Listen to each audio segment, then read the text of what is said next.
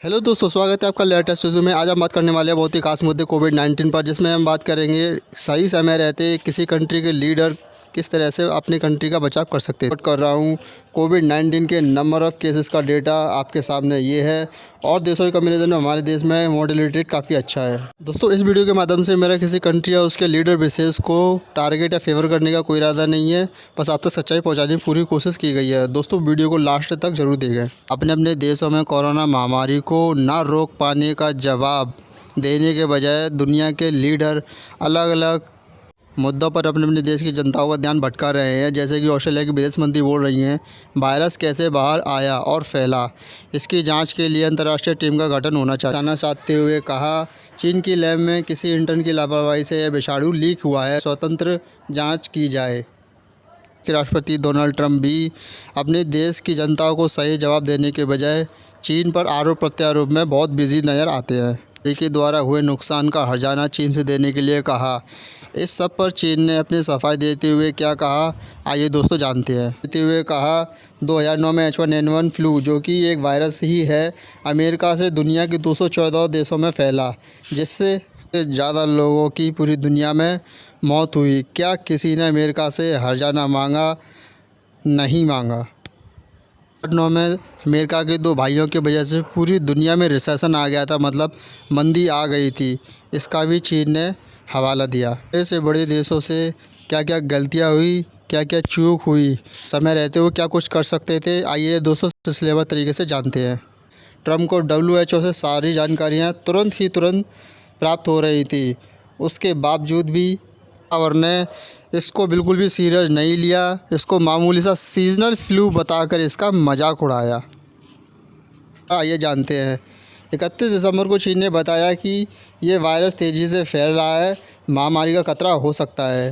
China के प्रसिद्ध अखबार पीपुल्स डेली ने बताया कि किसी प्रकार का नया वायरस आया है जो बेहद ही खतरनाक है।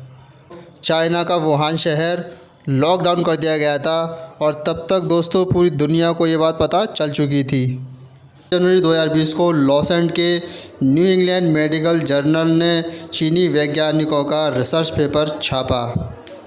इसको चाइना ने अपने रिसर्च पेपर में मरीज के लक्षण पुराने वायरसों से समानता होने की भी जानकारी दी। 2020 को ट्रंप के व्यापार सलाहकार ने कहा कि कोरोना से लाखों लोग तबाह हो सकते हैं, उसके बावजूद भी कॉन्फिडेंस से कहा हमें कोई तबाही नहीं होगी। जैसे कि दोस्तों अमेरिका की तैयारी पहले से ही बहुत अच्छी थी और वो इस सब पे आसानी से काबू पा लेते थे, मतलब उनके पास वैक्सीन।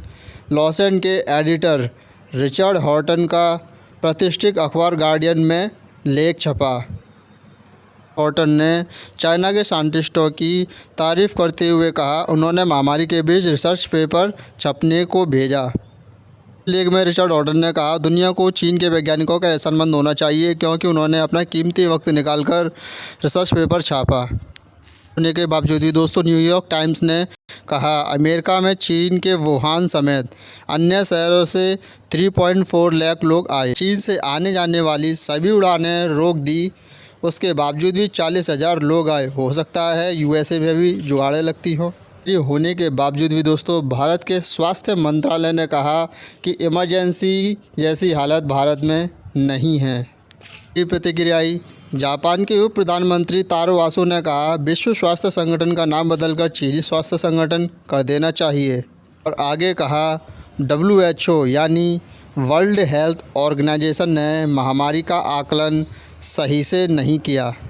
जापान ने चीन में मौजूद अपनी सभी कंपनियों की फैक्ट्रियां वहां से हटाने का निर्णय लिया, और साथ ही साथ सबके लिए जापान ने $2 अरब के पैकेज की भी घोषणा की।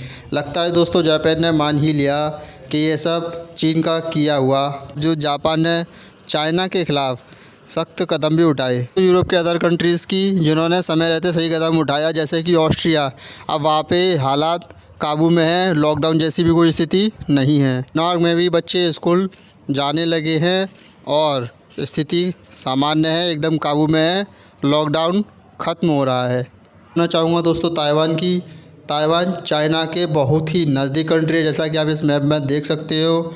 माना जाता है कि चाइना का ही एक पार्ट है ताइवान, जैसा कि आप इस वीडियो में देख सकते हैं। ताइवान में हालत सामान्य है, सब कुछ नॉर्मल है जैसा कि किसी भी देश में होने चाहिए। कोरोना जैसी पैंडेमिक के बीच में जहाँ पर दुनिया के बड़े बड़े देश धराशायी हो गए हैं, ताइवान ने ऐसा क्या कर दिखाया जिससे कि ताइवान में हालत नॉर्मल है। दोस्तों इस सबका एक ही जवाब है, सही समय पर सही कदम उठाना, जागरूक रहना।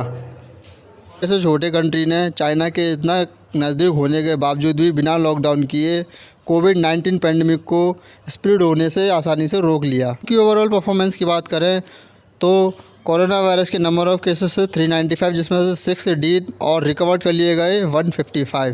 साथ इंडिया को भी चीन में फैल रही इस वायरस की बीमारी प्रॉपर तरह से मिल रही थी। इसके बावजूद भी इंडिया के नेताओं ने मार्च तक कोई फैसला नहीं लिया। जानकारी से बिल्कुल भी अछूते नहीं होंगे कि मार्च में ही मोदी जी और डोनाल्ड ट्रंप का संवाद हुआ था, वो भी प्रॉपर तरह से बीड़ी इकट्ठा करके सरकारें बनाई जा रही थी, गिराई जा रही थी, शपथ दिलवाई जा रही थी, बीड़ी इकट्ठा की जा रही थी। ऐसा लग रहा था दोस्तों इस देश को इस वायरस के फैलने की कोई चिंता ही नहीं है। तो उन टॉप कंट्रीज़ की जो कोविड-19 पैंडेमिक से बचने के लिए सबसे सेफ जगह है, वहाँ के नागरिक एकदम सेफ वे से रह सकते हैं, जैसा कि आप इस फोटो में देख सकते हो। रीजन्स में वायरस स्प्रेड होने के चांसेस बहुत कम है दोस्तों। अब बात करते हैं इन कंट्रीज़ की। नंबर 1 पे है Israel, Germany, south Korea, Austria, so on. Video में इतना ही। आपको ये जानकारी कैसी लगी? कमेंट बॉक्स आपके लिए खुला हुआ है। Like and share the video and subscribe the channel. God bless you all, be safe.